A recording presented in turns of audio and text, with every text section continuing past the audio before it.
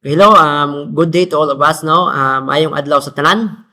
By the way, I am Engineer Oliver C. Silvano, the developer of the Solvertech Learning Management System. Okay, for today's video, I will be creating a tutorial on the most common problems encountered with the Solvertech Learning Management System. Okay, I think there are just only misconceptions when it comes to Solvertech Learning Management System. Okay, one of the questions that I always encountered or I always receive based on the feedback from the teachers of Zamboanga del Norte who experienced the Silvertech Learning Management System is that right after daw kuno nga mag-install sila o Silvertech Learning Management System, and then they are going to upload their user token, which is their account, and after closing the system, when they are going to open the system again, and then the system will ask the user token again. So it will ask the user to upload the user token rather, no? So that should not be the case when it comes to self-learning management system, no? Because right after installing or adding or uploading user token to the system, dapat once lang po natin yun ginagawa, no? The moment lang na nag-install tayo, right after installing, uploading the user token, and then that's account set. After setting our accounts, it should be okay, no? Once lang po, no? I will give you a demonstration on that. So, for example, I have here two icons. Dalawa yung icons po natin dito sa desktop ng Silvertech Learning Management System. Yung isa po niyan, itong may arrow, yun po tinatawag natin na system launcher. At itong isa naman, yung Silvertech setup, this is version 30.0.2 Arena. Yan po yung tinatawag nating installer. Okay. So, say for example, gagawa po ako, mag-i-install po ako, panibagong installation po ito. So, i-double click lang po natin. So, ito po yung installer yung kiniklik ko na, yung i-open ko or i-select ko, no? So, let's try to double click this one or right click and then open para mag-install po yung system natin. Okay. Ito po yung gagawin natin. Mag-i-install po tayo ng bago. No? So, let's just wait for a while, no? While the system is installing, no? Anyway, the installation will take, the speed of the installation only depends on also the specification of our computer. Okay? So, after this one, mag-open po yung Silvertech natin. So, antayin lang po tayo ng konti para mag-open po yung Silvertech natin. So, no need na i-open natin yung launcher natin kasi right after installation, lalabas na po. Kumbaga, i-launch po niya yung system, no? And then, by default, kapag bago po tayo nag-install, ito po yung mangyayari. Pagka-open yan, hingi po siya ng accounts, no? Sabi niya, no accounts has been registered. Please upload a user token first. So, I think alam na ninyo kung paano po natin kinukuha yung token, no? For the ZN free subscription, dito lang yun sa, close ko muna to ha, okay lang. Dito lang yun sa ZNDev Authenticator. Okay. So, ito po yung state na wala po siyang user token, walang account. So, hindi po tayo makapag-login, no? Ang gagawin natin, mag-upload po tayo ng user token. Say, for example, i-close natin to. Pag-open po natin yan, gamit yung system launcher, hindi na po siya mag-i-install, ha? Yan. Hingi pa rin siya ng user token kasi nga hindi pa tayo nag-upload, okay? So, try po natin na mag-upload using this upload user token button, no? So, click on this one and then just fill in the required information. Mine is Zamboanga Peninsula and then Zamboanga del Norte and then the school ID 303672 and then school name is Bakungan National High School. Okay? Tapos, kiklik lang po natin tong user token dito. Then, ilolocate po natin yung sa user token. Mine is, andito po siya sa downloads. And then, ito po yung 9563 na user token. Then, click ko po yung open. And then, click ko yung save user token. And then, we'll wait for a while because i-validate po niya yan. Okay. So, meron na daw siya. Nagamit ko na pala to sa sa una kong computer. Pag ganito yung lumabas, ibig sabihin yung account ko sa PTS nagamit na ng ibang computer, hindi po sa computer na to. So I have here another token kasi nga ginagamit ko to sa pag create ng bagong system or pag-add ng another module sa system natin. So yun lang po ang gagamitin ko. Itong sa supervisor ko na user token. Ito po. And then click open and then just click on save. And then, anyway, pag lalabas po yung ganong error, kailangan lang po natin i-deactivate yun. Kukontak nyo lang po ako kasi ako lang naman yung pwedeng makapag-deactivate ng user token. After that, meron na tayong upload token successful na message. Ibig sabihin, okay na po yung token natin now. And then, I think ito ata yung username. Pwede na tayong makapag-login.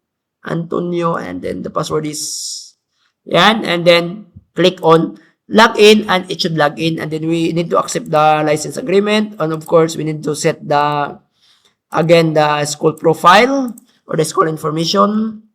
District ko na yan, ID sabihin ko lang 3672, and then Bakungan National High School. Ito po, ginagawa lang po natin to pag newly install po yung operating system, yung Silvertech Learning Management natin, system natin, no? Pero, pag naset na natin to, once lang po natin, okay na. Na-save na po ito sa system natin. So, the address,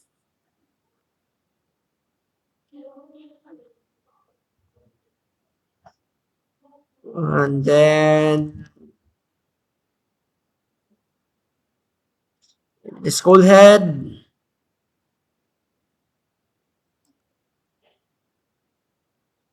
in the position. This is the position of your school head, ha? Okay, and then click on save. Okay, after that, I think we're done with the initialization of the system, no? So, sabihin natin na you've done your work in the system, and then you want to, or you need to close the system, no? Or shut down natin yung laptop natin, or whatsoever. And then, kailangan na naman natin mag-open.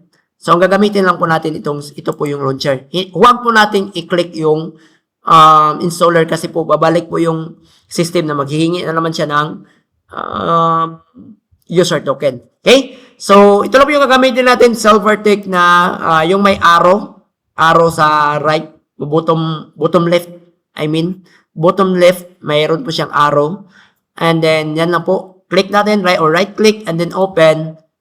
Ito na po yung lalabas. Yan. Kasi nga, hindi ako nag-log out kanina.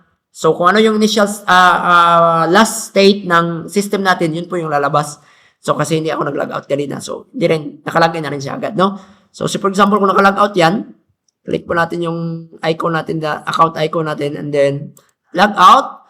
After that, naka-log out na tayo. Pag-close po natin yan. So, pag i-open po natin siya balik, open, yan, naka-logout lang po siya pero hindi siya hihingi ng user token. And then we can still log in. I-log in natin yung account natin. And then, Antonio, the password. And then log in. Okay. So, ganun po ang mangyayari. Hindi po paulit-ulit. Once lang po natin ginagawa yung pag-upload ng user token. Okay?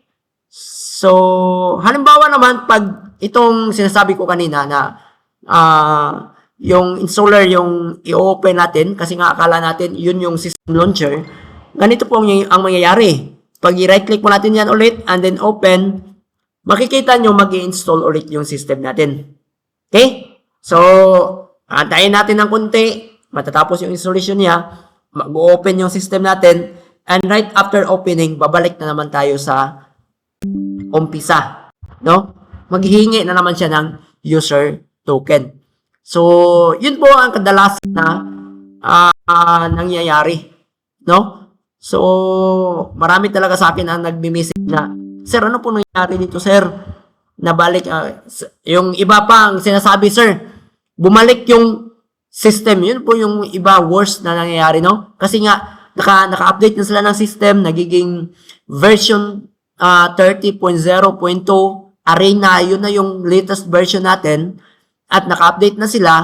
Ngayon, ang nangyari, pag open nila, nag-reinstall ulit, bumalik sa version 27 or any other lower version of the Silvertech Learning Management System. So, as you can see, ito na, nag-reinstall ako, at saka bumalik yung nanghingi na naman siya ng user token. So, gagawin natin, again, ulit-ulit, ang masama dito, yung halimbawa, meron na tayong records, yung mga records na yun, nawawala na talaga automatic yan kapag nag-reinstall tayo kasi babalik yung data natin from the very state ng installer natin.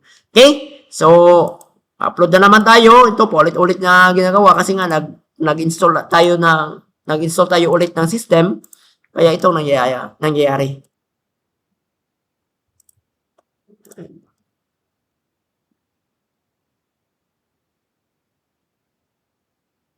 And then, upload ko ulit yung token. Ito na. And then, save token. And then, ibabalidate niya ulit yan. Anyway, pwede naman natin i-upload yung token natin ulit-ulit. Wala namang problema. And then, just click on OK. And then, pwede na tayo makapag-login again. Login. Okay, mababalik naman. Accept naman tayo ng license agreement. Ito na naman yung school profile information natin. So, yun talaga mayayari. Paulit-ulit kasi nga paulit-ulit din yung pag-install natin ng ating system. So, dapat launcher lang po talaga. Okay? So, 30, 36, 7, school ID 30, 36, 72. District should be your district name. And then school.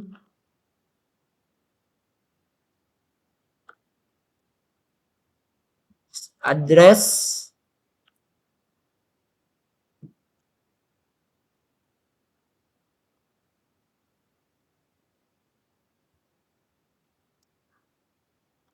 And then the school head name.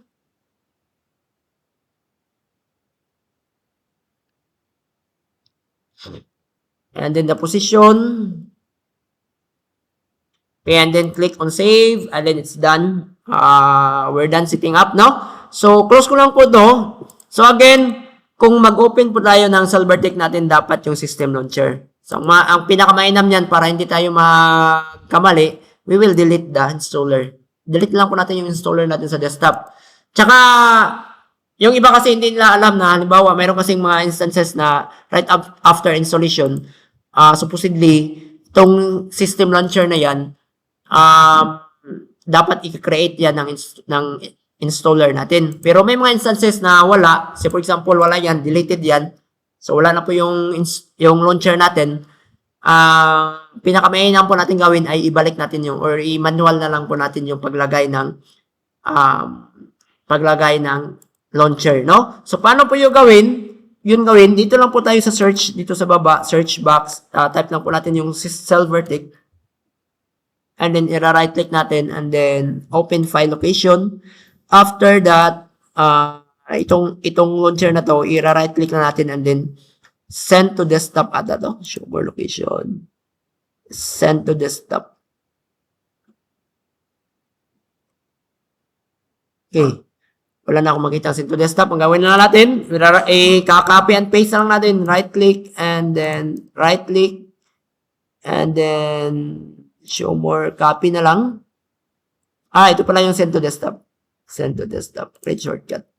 Okay. And then you can close this window. Ito na po siya. So if you try to open, launcher na yan.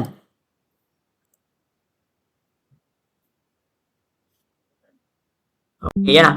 So, I hope you learned something with this tutorial, and thank you and God bless.